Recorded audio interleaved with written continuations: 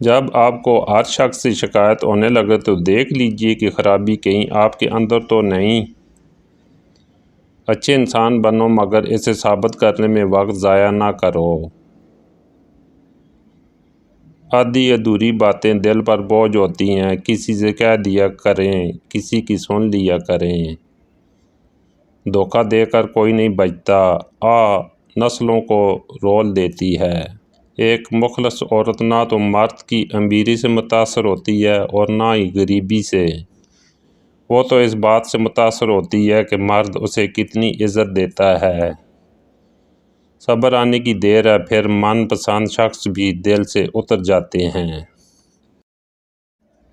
میری کمزوری یہ ہے کہ جب کسی سے بحث ختم ہو جاتی ہے تب ہی مجھے اچھے اچھے جواب یاد آتے ہیں۔ بے شک ایک رب ہی ہے جو دلوں کو قرار دیتا ہے۔ تم پیسہ بناؤ، رشتے لوگ خود ہی بنا لیں گے۔ اگر چاہتے ہو کہ کوئی آپ کو پاگلوں کی طرح یاد کرے تو اسے دکھائیں کہ آپ اس کے بغیر بھی خوش ہیں۔ ایسا کرنے سے اس کی آپ میں دلچسپی بڑھے گی۔ جب آپ کم دستیاب رہو گے تو آپ کو ہر وقت یاد کرتا رہے گا۔ بہترین بیوی وہ ہے جس کی خواہشات شوہر کی گنجائش کے مطابق ہوں۔ عورت کو اپنے شوہر کی ذات سے اس وقت سچی مسرت نصیب ہوتی ہے جب اس کا شوہر اس کی تعریف و توصیف اور حوصلہ افزائی کرے۔ جس عورت کے اندر یہ دو عادات ہوں وہ وفادار عورت ہے، اسے کھونا مت۔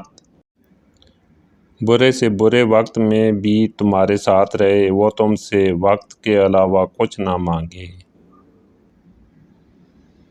بیوی کو شادی کے چند سال بعد خیال آیا کہ اگر وہ اپنے شوہر کو چھوڑ کر چلی جائے تو شوہر کیسا محسوس کرے گا۔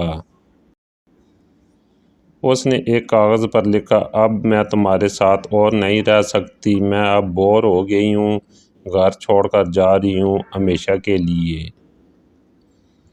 اس کاغذ کو اس نے میز پر رکھا اور جب شوہر کے آنے کا ٹائم ہوا تو اس کا رد عمل دیکھنے کے لیے چھپ گئی۔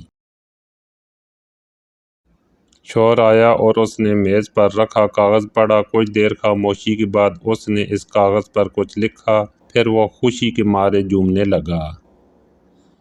پھر اس نے کسی کو فون کیا اور کہا، آج میں آزاد ہو گیا۔ شاید میری بے وقوف بیوی کو سمجھ آ گیا کہ وہ میرے لائق ہی نہیں تھی، لہٰذا آج وہ گھر سے ہمیشہ کے لیے چلی گئی اور وہ کمرے سے باہر نکل گیا۔ شوہر کے جانے کے بعد بیوی کو بہت دکھ ہوا، میں کتنا پیار کرتی تھی، کتنا چاہتی تھی ان کو، اور یہ مجھے اس قدر ناپسند کرتے ہیں۔ وہ باہر نکلی اور ٹیبل پر پڑا ہوا کاغذ اٹھایا اور پڑھنے لگی۔ اس پر لکھا تھا، مجھے خود سے زیادہ تم پر یقین ہے، اس لیے تم مجھے کبھی چھوڑ کر نہیں جا سکتی۔ مجھے پتہ ہے تم یہیں کہیں ہو، میری زندگی میں خوشیاں تیرے آنے سے ہیں، آدھی تجھے ستانے سے، آدھی تجھے منانے سے۔ شوہر اور بیوی ایک دوسرے کا لباس ہوتے ہیں اور لباس کے بنا انسان نہیں رہ سکتا۔